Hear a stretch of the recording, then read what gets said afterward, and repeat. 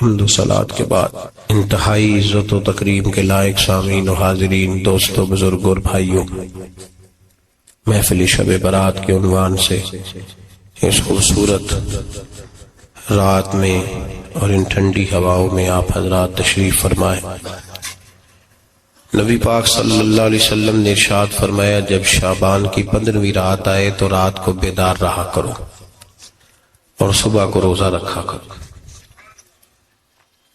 تو جب حضور نے کہہ دیا بیدار رہو تو پھر کسی کو سونا نہیں چاہیے، بیدار رہنا چاہیے۔ اور بیداری کا مطلب یہ نہیں کہ وہ آدمی بس جاگتا رہے، اس کا مطلب یہ ہے کہ وہ اللہ اللہ کرے، درود پاک پڑھے، عبادت کرے، تلاوت کرے، ذکر فکر میں رہے۔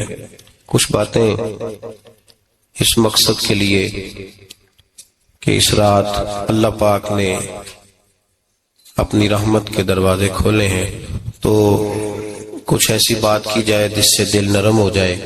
دوستو، قرآن مجید کی 2 آیات میں نے پڑھی ہیں۔ اللہ کریم نے فرمایا، یا ایھا الذین آمنوا اتقوا اللہ حق تقاتے، اے ایمان والو اللہ سے ڈرو اور اتنا ڈرو جتنا ڈرنے کا حق ہے۔ ڈرو اللہ پاک سے، اور جس طرح تم کسی سے ڈرتے ہو، ڈرنے کا حق ہوتا ہے، وہ حق ادا کرنے کی کوشش کرو۔ ہم میں سے بہت سارے لوگ ڈرتے ہیں کچھ لوگوں سے،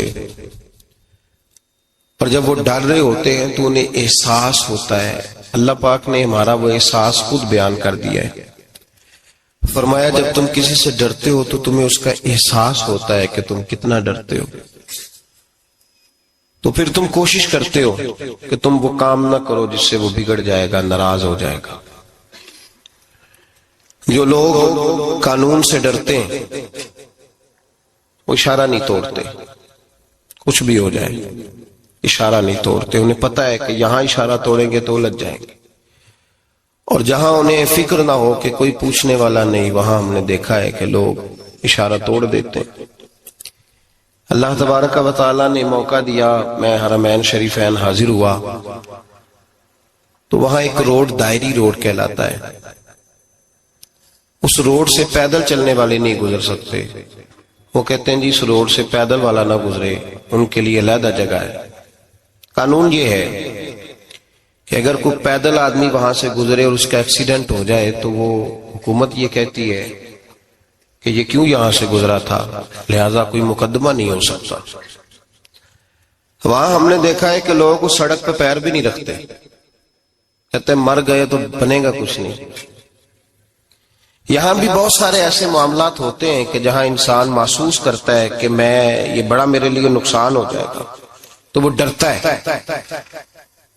ایک چھوٹی سی بات ہے کہ رات کو کوئی آدمی اپنا دروازہ کھلا رکھ کے نہیں سوتا، حالانکہ کوئی عرض نہیں، کبھی کھلا رہ بھی جاتا ہے، اور اگر کبھی رہ جائے تو جس کی ذمہ داری بند کرنے کی ہو اس کے ساتھ پھر جو رویہ ہوتا ہے گھر والوں کا، یہ خوف ہے ہمارا اندر کا، تو بڑی شدت کے ساتھ ہم اس شخص کو سخت سست کہتے ہیں، ڈانٹتے ہیں، کہتے ہیں تو نے خیال ہی نہیں کیا، جمع پونجی لٹ جاتی تو یہ خوف ہے، یہ ہمارا اندر کا یہ خوف ہے۔ آپ بازار میں جائیں تو درجنوں لوگوں نے گن مین بٹھائے ہوئے، ان کا دل نہیں کرتا کہ اضافی تنخواہ دی جائے، کیا مطلب ہے ایک آدمی کو اضافی پیسے دینے کا، لیکن وہاں آدمی بٹھایا جاتا ہے، اس کو تنخواہ دی جاتی ہے، اس کی روٹی کا بندوبست کیا جاتا ہے، اس کے سارے ضروریات زندگی کا خیال رکھا جاتا ہے، اور پس منظر یہ ہوتا ہے کہ ڈر لگتا ہے اگر یہ شخص نہ ہوا تو ہمارے چوری ہو جائے گی۔ اللہ فرماتے ہیں کہ تو جہاں سے ڈرتا ہے تجھے پتا ہے،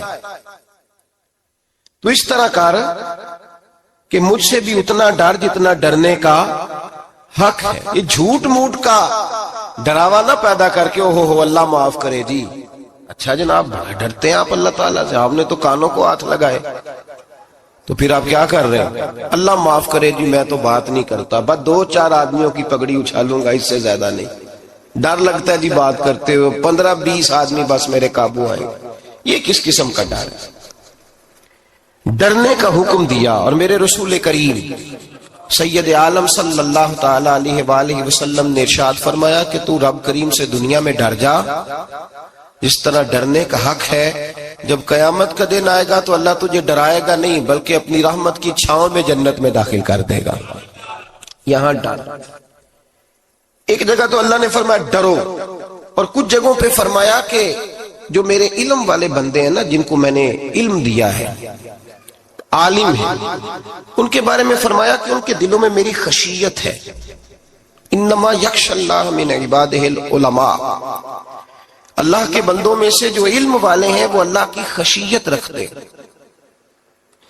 قرآن نے ایک جگہ کہا ڈرو، خوف کا لفظ بھی استعمال کیا، وَلِمَنْ خَافَ مَقَامَ رَبِّهِ جَنَّتَانِ، خوف بھی ہے اور خشیت بھی ہے.